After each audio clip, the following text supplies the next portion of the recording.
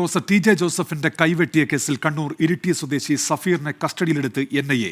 കേസിലെ മുഖ്യപ്രതി സവാദിന് ഒളിത്താവളം ഒരുക്കിയെന്ന കണ്ടെത്തലിനെ തുടർന്നാണ് നടപടി. വിവരങ്ങളുമായി സജോ ദേവസി ഇപ്പോൾ കണ്ണൂരിൽ നിന്ന്. സജോ, വിവരങ്ങൾ. ഉന്മേഷ്, ഇന്ന് ഉച്ചയോടുകൂടിയാണ് കണ്ണൂർ ഇരിട്ടി വിളക്കോട് സ്വദേശിയായ സഫീറിനെ NIA സംഘം കസ്റ്റഡിയിലെടുത്തത്.